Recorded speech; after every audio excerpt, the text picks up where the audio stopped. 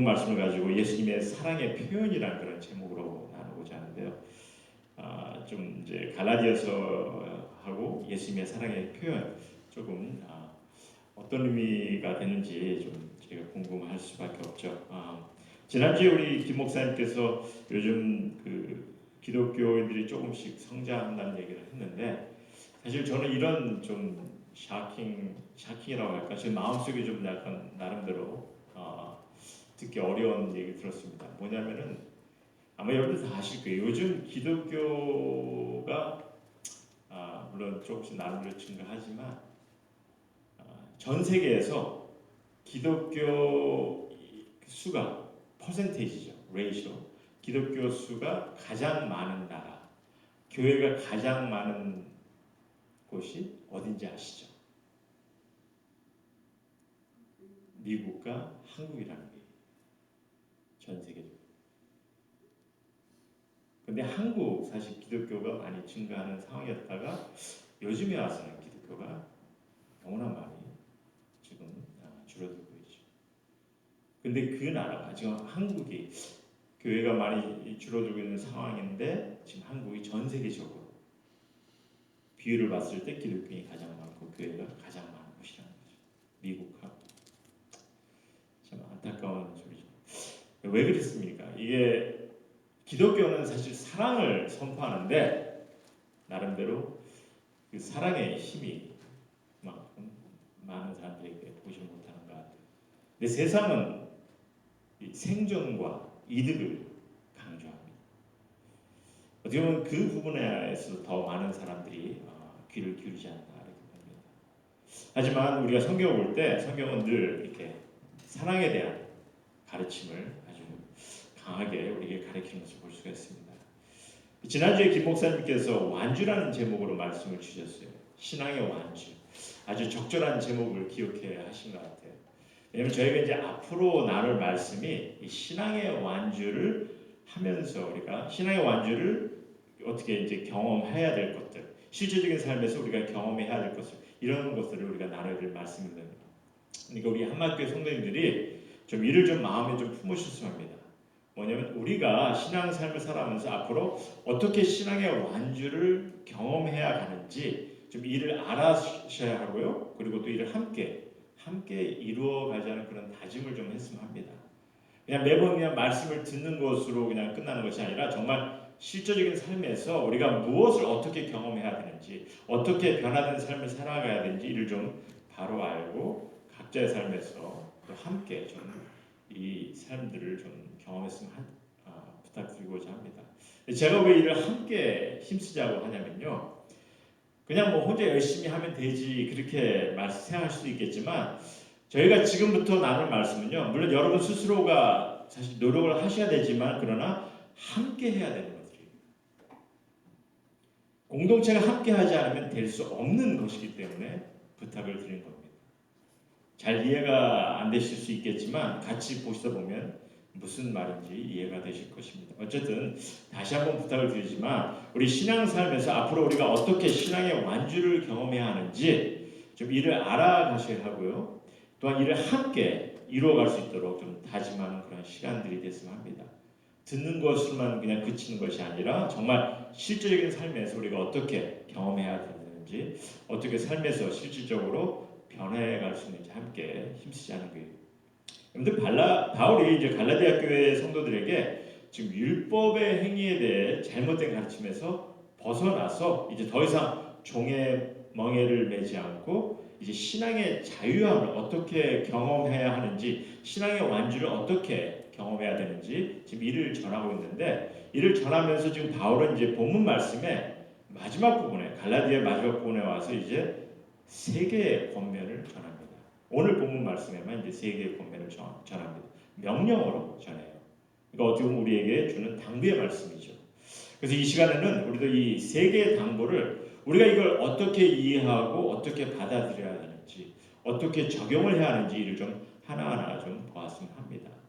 먼저 첫 번째 권면이 이 권면의 시작은 13절에서 시작이 되어서 결국 16절로 이어지는 권면인데 같이 좀 보면서 설명을 드릴게요. 그런데 13절에 보면은 그런 얘기를 하죠. 13절 보면 형제들아 너희가 자유를 위하여 부르심을 입었나니 그러나 그 자유로 육체의 기회를 삼지 말고 오직 사랑으로 서로 종노릇하라. 여기서 이제 사랑으로 서로 종노릇하라 이것이 명령어로 쓰여진 권면 중에 하나입니다. 그래서 이거는 저희가 마지막에 좀 나누고자 하고요. 근데 이제 그 앞부분을 다시 보면 형제들아 너희가 자유를 위하여 부르심을 입었나니 그러나 그 자유로 육체의 기회를 삼지 말라 이렇게 얘기하죠. 육체의 기회를 삼지 말라. 그래서 우리가 주어진 자유로 육체의 기회를 삼지 말라 하는데 그럼 어떻게 해야 하는지 이에 대한 당부가 16절에 전하고 있는 거죠. 그것도 명령어로. 그래서 자유를 육체의 기회를 삼지 않기 위해서 16절에 뭐라고 얘기하냐면은 내가 너에게 이르노니 너희는 성령을 따라 행하라. 이게 이제 명령. 성령을 따라 행하라. 그리하면 육체의 욕심을 이루지 아니하리라. 이렇게 말씀하십니다. 그래서 이것이 첫 번째 권면입니다. 자유로 육체의 기회를 삼지 않기 위해서 성령을 따라 행하십시오. 성령을 따라 행하시라는 거예요. 왜? 이렇게 우리가 성령을 따라 행하면 육체의 욕심을 이루지 않게 되기 때문에. 근데 여기서 좀 솔직하게 좀 생각합시다. 이게 말이 쉽지. 육체의 욕심을 따르지 않는 거 쉽습니까? 어떻게 쉽다고 동의하시겠어요? 일단 본문에서 설명하는 육체의 일을 한번 봅시다. 이게 얼마나 쉬운지 아니면 어려운지 우리 19절부터 좀 보겠는데요. 육체의 일은 분명하니 이제 그렇게 얘기합니다. 육체의 일은 분명하니 곧 음행과 더러운 것과 호색과. 분명 육체의 일은 맞는데 보면 음행과 더러운 것과 호색. 육체의 일은 맞는데 과연 육체의 욕심을 위한 것인지 아마 더러는 내게 이런 것들은 금기어야. 나는 이런 것들과 거리가 멀어. 뭐 이렇게 얘기하시는 분들이 있을 거예요. 하지만 이게 악한 것에 대한 표현이 이래서 그렇지 사실 육체적으로 유혹을 갖고 오는 것들을 설명하고 있는 거거든요. 육체적으로 유혹을 갖고 오는 것을 설명하는 거예요. 음행과 더러운 것과 호색. 그러니까 사실 육체의 욕심을 이루게 하는 것들이죠. 그 다음 건 어떻습니까? 20절에 보면 우상 숭배와 주술. 우상 숭배와 주술은 어떻습니까? 이 또한 육적 욕심을 위해서 어떤 신적 도움을 바라는 거죠. 그래서 요즘 뭐 사람들이 뭐 점을 친다든지 아니면 뭐 산신령이나 아니면 뭐 전해지는 미신, 별자리, 뭐 관상, 운수 뭐 이런 것들을 따르려고 하지 않습니까? 왜? 욕심 때문에. 욕심에서 시작이 되는 거죠. 뭔가 내 육적으로 필요한 것들을 얻기 위해서 이런 것을 따르는 거죠. 그 다음에 이제 원수 맺는 것과 분쟁과 시기, 분내, 당짓는 것, 분열함, 그리고 21절의 투기 이런 것들은 어떻습니까? 여러분들 잘 생각하셔야 됩니다. 사실 이 부부간에 보면 가족간에 얼마나 이런 것들이 많이 일어나는 것들입니다. 정치 모임, 심지어 뭐 친목 단체, 직장에서도 뭐 분쟁, 시기, 분내, 분열 이런 것들이 얼마나 많이 일어나느냐는 거죠. 왜 일어납니까? 자존심 때문에, 자신의 이권이나 권력, 자신의 힘, 뭐 이런 것을 누리기 위해서. 그런데 이제 안타깝게도 교회에서도 사실 보면 이런 일들이 많이 일어난다는 것이 좀 마음을 아프게 하죠. 교회는 무엇 때문에 그렇습니까? 교회도 마찬가지로 권력, 이권을 주장하고 다른 이들의 생각과 힘을 무시하고 무너뜨리려 하기 때문에 결국 이런 모든 것들이 육체의 욕심을 위한 것이라는 거예요. 그럼 20절에 이단은 영어로 이제 heresy라는 이런 의미인데 이것은 뭐 복음의 가르침이나 아니면 진리, 성경의 진리에서 벗어나 자신이 믿고자 하는 것을, 자신이 끌리는 것을 따르려고 하는 것을 이제 이단이라고 합니다. 결국 자신의 욕심을 위한 거죠. 그리고 마지막으로 술 취함과 방탕함을 보죠. 사실 이 두 개가 다 술과 연관된 거예요. 술 취함과 방탕함. 술 취함은 뭐냐면은 이 술에 취할 뿐만 아니라 중독되는 것을 얘기합니다. 술 취함. 방탕함은 뭐냐면 방탕함은 술 먹고 주정 부리는 것. 술에 빠지고 싶어 하는 마음. 이게 이제 방탕함이에요. 결국은 육체의 욕심을 위한 것들이죠. 그리고 성경은 지금 이런 것들에 대해서 아주 강하게 경고의 말씀을 주고 있어요. 뭐라고 합니까? 21절에 보니까 21절 같이 보시죠. 보면은 전에 너희에게 경계하는 것 같이 경계하노니 이런 일을 하는 자들은 하나님의 나라를 유업으로 받지 못할 것이라. 심각하게 받아들여야 할 얘기죠. 하나님의 나라를 유업으로 받지 못할 것이라는 거예요. 한마디로 구원을 받지 못한다는 거예요. 이런 육체 욕심을 위한 것들을 행하는 자들은. 그러니 우리가 이걸 어떻게 받아들여야 하는지, 제가 좀 전에도 말씀을 드렸지만 우리가 육체 욕심을 따르지 않는 것이 이게 쉽지 않다고 했거든요. 어떻게 동의하시잖아요. 쉬우세요? 이런 걸 따르지 않는 게? 물론 안 하는 것들도 있겠죠. 그렇죠? 뭐 음행, 호색, 뭐 우상 숭배, 주색, 뭐 이단, 뭐 술 취하는 것, 뭐 방탕함, 뭐 이런 거 안 하는 것들이죠. 그렇죠? 안 하는 것들이라 믿습니다. 하지만 뭐 원수 맺는 거, 뭐 분쟁, 시기, 분냄, 얼마나 우리가 화를 냅니까? 당 짓는 거, 분열함, 어떻게 아예 안 하세요? 아예 안 하시면 정말 이게 다행이고, 하지만 정말 쉽지 않잖아요. 우리가 이런 것을 안 한다는 것이.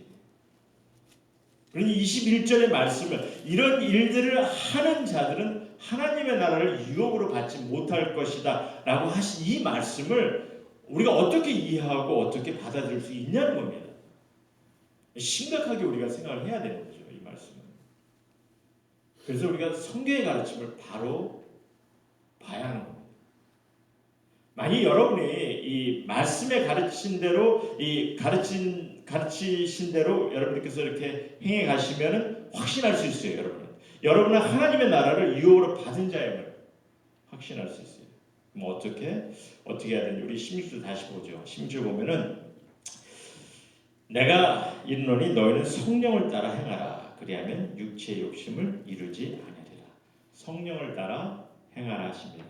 그러면 육체의 욕심을 이루지 아니할 것이라고. 뭔 얘기인지 아시겠어요? 이런 말씀입니다. 우리가 성령을 따라 행한다는 게 우리 삶에서 성령을 따라 행하고 계시라는 거예요, 여러분께서. 그렇다면 이게 무엇을 어떻게 해야 하는 것인지 제가 좀 계속 설명을 좀 드리겠습니다.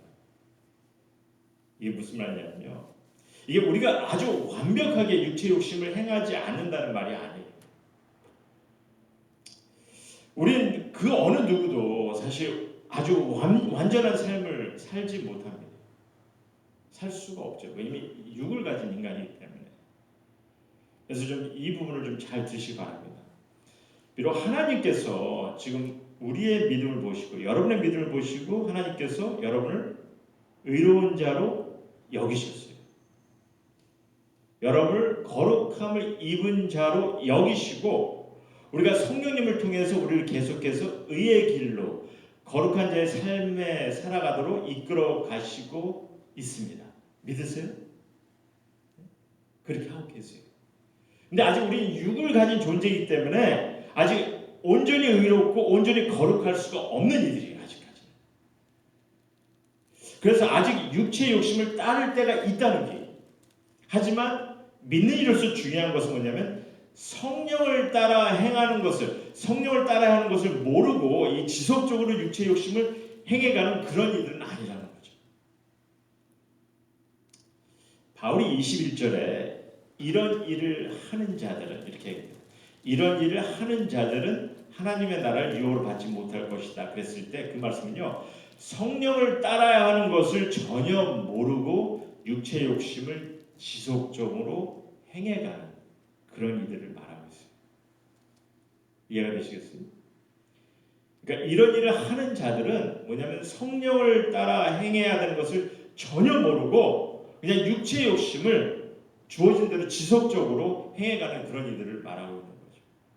하지만 우리가 하나님의 은혜를 알고 우리가 예수님의 십자가 희생을 통해서 나의 믿음으로 구원받았을 뿐만 아니라 그래서 하나님께서 나를 의로운 자로 거룩한 자로 이끌어가고 계신다는 것을 우리가 감격돼요. 그 마음속에서 이제 내 삶의 순간순간 성령의 뜻을 따라 살아가려고 하면요, 비록 때로는 한순간 육체의 욕심에 유혹을 받다가도, 그래서 육체의 욕심을 따라가려다가도 다시 돌아오는 거죠. 그러기에 본문이 이렇게 전하고 있는 거예요. 16절을 자세히 보셔야 됩니다. 너희는 성령을 따라 행하라. 그리하면 육체의 욕심을 이루지 아니하리라. 이런 얘기합니다. 육체의 욕심을 이루지 않는다는 거죠. 즉 육체의 욕심을 계속 따르지 않게 될 것이라는 거예요. 성령을 따라 행하면, 그러니까 유혹을 받기 전에 스탑을 하게 되든지 아니면 가려다가 멈추게 될 수 된다는 거죠. 뭐 시기하고 분을 내려고 하다가 멈추게 될 것이고 참고 견디게 될 것이다. 분열을 갖고 오려다가 다시 화합하는 길로 가게 될 것이라는 거예요. 성령을 따라 행하려고 하면. 그러니 진정 주님을 믿는 성도들이, 교회 공동체가 이를 바로 보여야 하는 거죠. 사실 분열이 아니라 화합하고 하나가 되는 일, 우리가 그걸 보여야 되는 거죠. 그래서 오늘 본문에서 저희가 보고자 하는 그 두 번째 권면이 또한 이제 명령으로 줬는데, 15절 말씀 보시죠. 15절 말씀 보면은 만일 서로 물고 먹으면 피차 멸망할까 조심하라. 이 조심하라가 당부입니다. 즉 인지하라는 거죠. 정말 바로 보라는 거예요. 그러니까 한순간 삐끗할 수 있다는 거죠. 서로 물고 먹을 수 있는 그런 상황이 있을 수 있다는 거죠. 하지만 그러나 조심하라는 거죠. 인지하라는 거죠. 사실 바울은요, 여기서 이 서로 상처를 내고 서로 물어뜯으려고 하는 것을 은유적인 표현을 썼어요. 무슨 표현입니까? 뭐로 썼습니까? 서로 물고 먹는 것. 여러분들, 물고 먹는 것의 표현은 이게 어떤 의미입니까? 누가 물고 먹는 거예요? 짐승들이 서로 싸우는 것을 묘사하고 있는 거죠. 그러니까 이게 지금 사실 얼마나 수치스럽고 얼마나 창피한 일이면 이런 표현까지 썼겠어요. 그러니까 한마디로 지금 주님의 교회 공동체 안에서 서로 상처를 주고 서로 무너뜨리려고 하는 것이, 서로 분열을 일으키는 것이 세상 사람들이 봤을 때는 이게 울 안에서 짐승들이 서로 싸운 것 같은 그런 모습밖에 되지 않겠냐는 겁니다. 그런 표현이에요. 그리고 결국에는 서로 파괴되는 것밖에 되지 않겠냐는 거예요. 그러니까 좀 바로 보라는 거죠. 바로 인지하라는 거예요. 아니 그렇게까지 가지 않게 하라는 거죠. 근데 왜 자꾸 가는지 모르겠어요. 성령을 따라 행해야 하는 것을 거부하는 것 같아요. 아니면 올바른 인식을 갖지 못하기 때문에. 우리가 올바른 인식을 가지면은 사실 잘못 나가서도 성령을 따라 행하는 자로서 다시 돌아오게 되는 거죠. 그래서 궁극적으로 우리가 어떻게 이런 올바른 인식을 가질 수 있겠습니까? 14절 말씀 보면 그런 얘기합니다. 14절을 보면은 온 율법은 내 이웃 사랑하기를 내 자신같이 하라 하신 말씀에서 이루어졌다니. 그러니까 이런 온 율법은 내 이웃 사랑하기를 내 자신같이 하라는 말씀에서 이루어졌다는 그런 성경의 가르침을 인식할 때 비록 한순간 물고 먹으려고 하다가도 돌아오는 거죠. 이 누구의 가르침입니까? 이 가르침이 예수님이 주신 가르침이죠. 예수님 가르침. 우리가 정말 우리의 이웃 사랑하기를 내 자신같이 할 때 우리를 향해 필요한 모든 율법이 이미 이루어지고 행해졌다는 그 가르침, 예수님께서 하신 말씀이에요. 그러니까 우린 무엇보다도 서로 사랑하기를, 내 자신을 사랑하듯 해야 하는 이 얼마나 중요한 이 귀한 가르침을 우리가 인식해야 하는 겁니다. 그래서 우리가 이걸 바로 인식할 때 우리가 정말 이 말씀을 통해서 이 말씀이 내 마음속에 거듭 정말 다시 리마인드 되고 이 말씀이 얼마나 중요하고 귀함을 내가 마음속에 품게 될 때, 그럴 때 우리는 서로 물고 먹으려 하는 그 순간에 돌아오는 거예요. 이것이 멸망의 길이라는 것을 바로 인지하게 된다는 겁니다. 조심하게 되는 거죠. 이것이 우리가 성령을 따라 행할 수 있는 한 가지입니다. 성경의 가르침을 통해서, 예수님의 가르침을 통해 하나님의 뜻하신 것을 알아가면서, 그래서 그 가르침 안에서 주어진 상황을 우리가 바로 보고 바로 판단할 수 있는 것, 그것이 성령을 따라 행해가는 것이죠. 그래서 바울은, 저희가 이제 다음 주부터 우리가 계속 보겠는데, 성령을 따라 행해가야 하는 것, 실제적으로 내 안에, 우리 공동체 안에 이 맺어야 할 성령의 열매들을 이제 말씀해 주십니다. 이제 우리가 다음 주부터 이거를 보고자 하는데, 사실 내 안에 실질적으로 경험해야 되는 것들이, 우리 공동체 안에서 실질적으로 경험해야 되는 것들이, 그래서 이것을 우리가 다음 주에 함께 나오자 합니다. 근데 오늘 예수님의 가르침을 따라 서로 사랑하기를, 지금 내 자신을 사랑한 것 같이 하라 하고 이 말씀을 주셨는데, 그래서 이 말씀을 우리가 마음에 품을 때 우리는 서로 물고 먹으려 하다가도 우리가 이제 바로 돌아온다는 그 모습을 우리에게 말씀해 주셨습니다. 그래서 우리가 오늘 우리 안에 성령을 따라 행해야 되는 가장 귀한 것을 한 가지만 더 봅시다. 뭐냐면 이제 13절 다시 돌아오면요. 13절에 오면은, 형제들아 너희가 자유를 위하여 부르심을 입었나니 그러나 그 자유로 육체의 기회를 삼지 말고 오직 사랑으로 서로 종노릇하라. 이게 이제 또 하나의 명령을 하고 있죠. 당부의 말씀. 서로 사랑으로 종노릇하라. 바울은요, 갈라디아 교회 성도님들에게 정말 올바른 신앙의 삶을 위해서 우리가 잘못된 가르침에서 벗어나야 함을 권면했습니다. 율법 행위에 대한 어떤 종교 행위에 대한 잘못된 그런 관념, 이런 것에서 우리가 이제 이런 관념을 갖다 보면은 진리의 말씀, 복음의 말씀을 볼 수가 없기 때문에 어리석은 신앙을 갈 수밖에 없는 거예요. 그래서 이런 모습에서 우리가 신앙의 참 자유를 놓치지 않고 멍에 짊어진 그런 삶을 살아가는 것이 아니라 이제 올바른 삶을 살아가기 위해서 우리에게 결론적으로 부탁하는 것이 뭐냐면, 사랑으로 서로 종노릇 하라. 사랑으로 서로 종노릇 하라, 이렇게 부탁합니다. 사랑을 강조하고 있다는 거예요. 그러니까 지금 저희가 갈라디아서 1장서부터 지금 5장에 와서 그동안 계속해서 여러분들 우리가 얼마나 많이 봤습니까? 율법적인 행위, 얼마나 이것이, 종교적인 행위, 이것이 얼마나 우리에게 그릇된 가르침을 갖고 갈 수 있을지를 배웠어요. 그래서 결론적으로 이제 사랑에 강조를 하고 있다는 겁니다.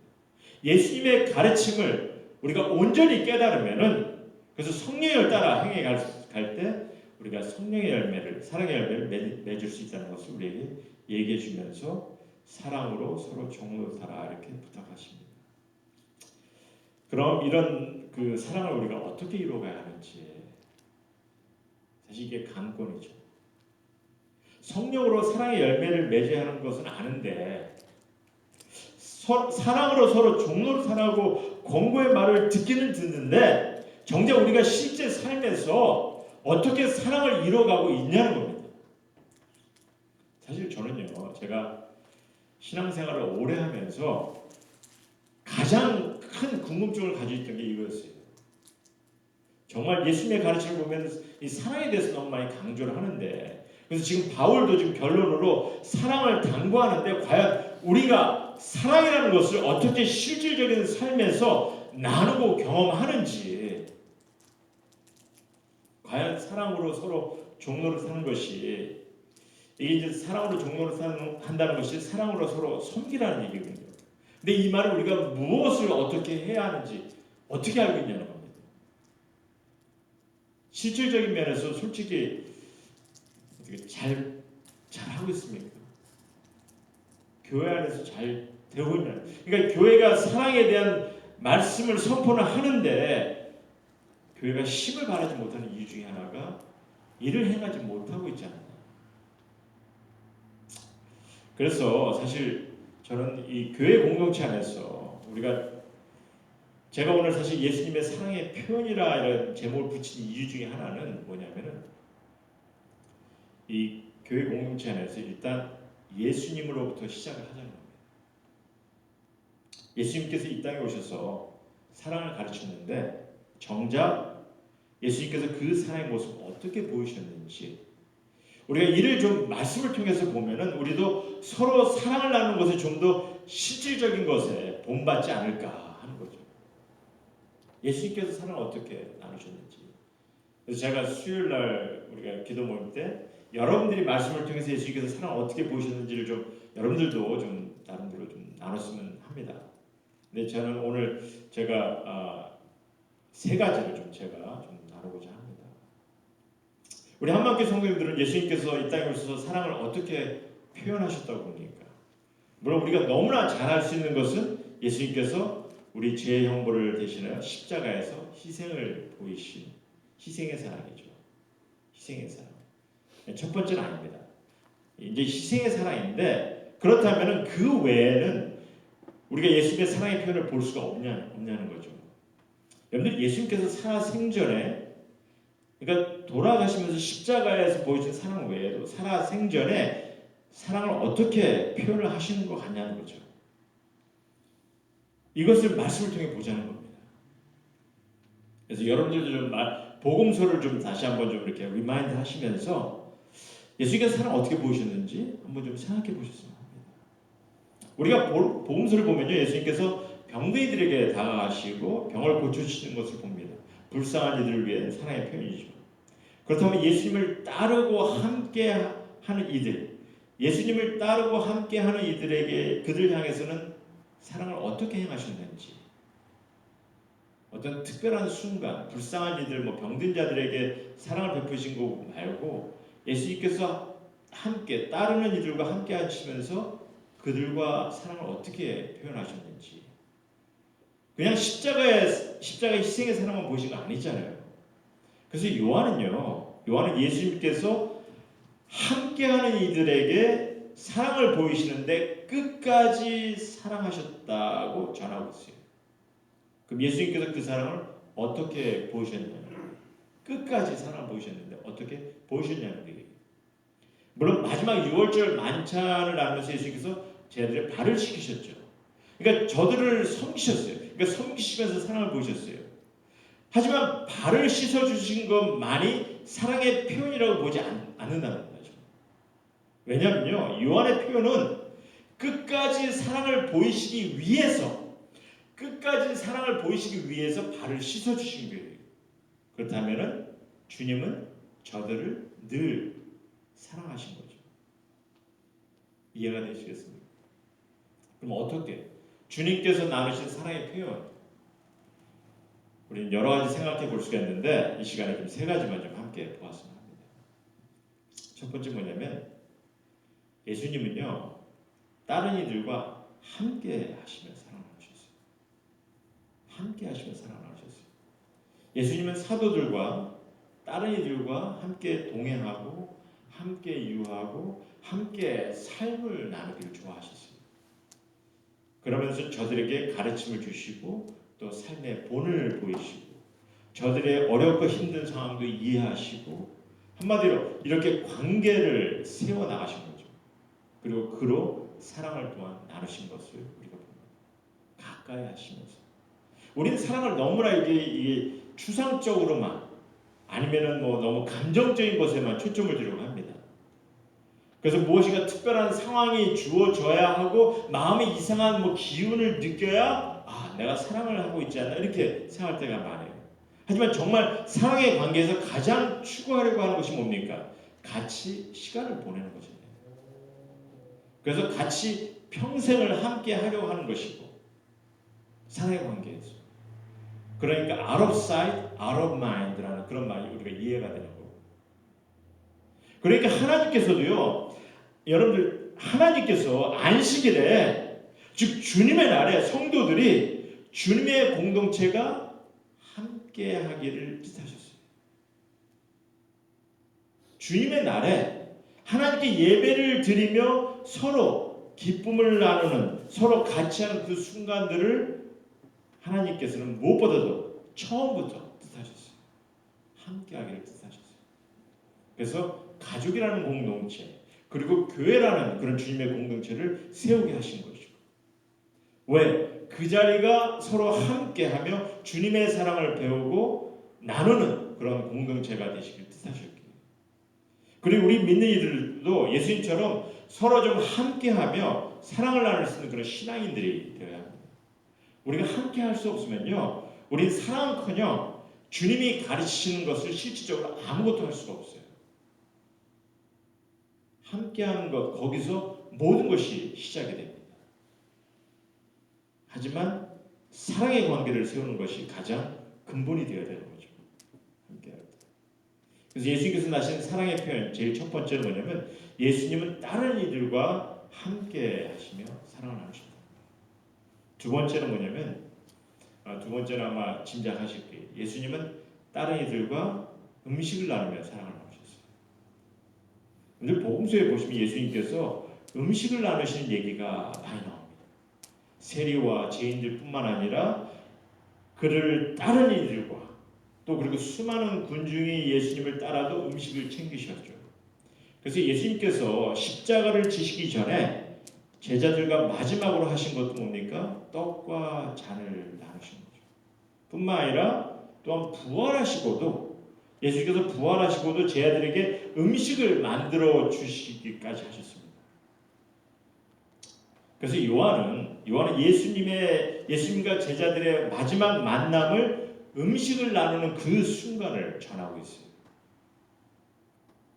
그러니까 초대교회도 보면은 주님의 날에 저들이 만남의 시간에 늘 음식을 나누는 시간을 갖고 예배를 드리는 것을 보게 되죠. 왜 그렇습니까?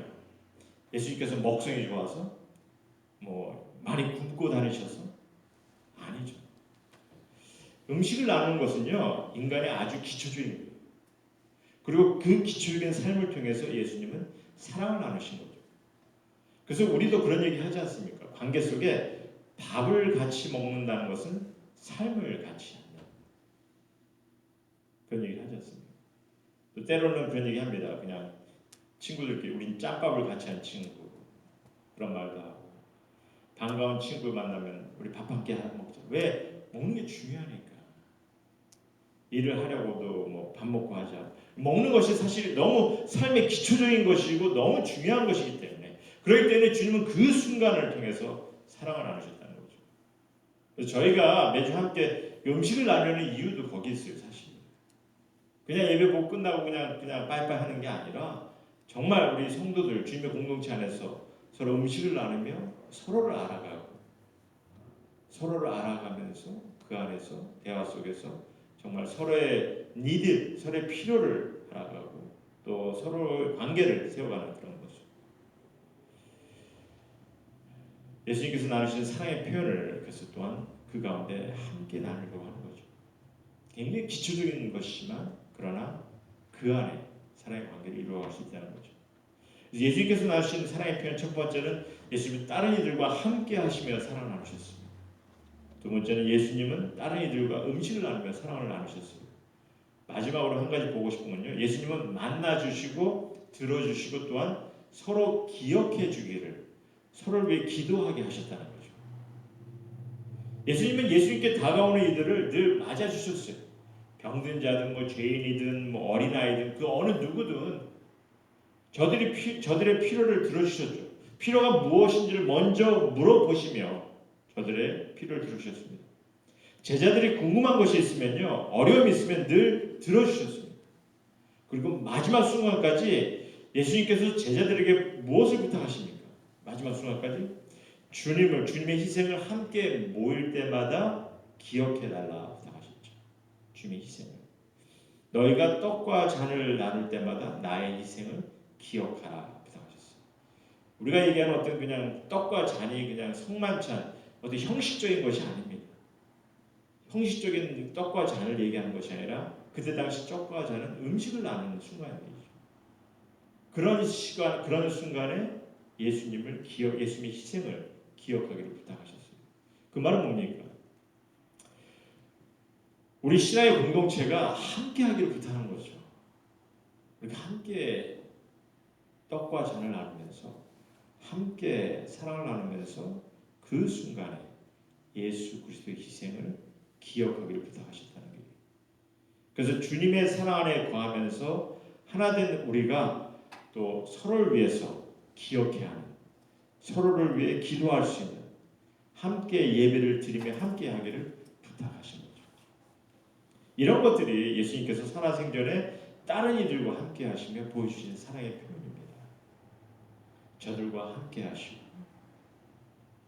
저들과 함께 음식을 나누시고 서로를 기억하기를 부탁하시며 그 귀한 사랑을 표현하셔서 아주 기초적인 삶에서 주님은 우리가 사랑의 공동체를 이루어가기를, 사랑의 공동체로 존재하기를, 그래서 사랑의 공동체가 함께 존재하는 한 계속해서 그 사랑을 경험할 수 있도록 서로 사랑의 종로로 사는 것을 감당하기를 부탁하시다.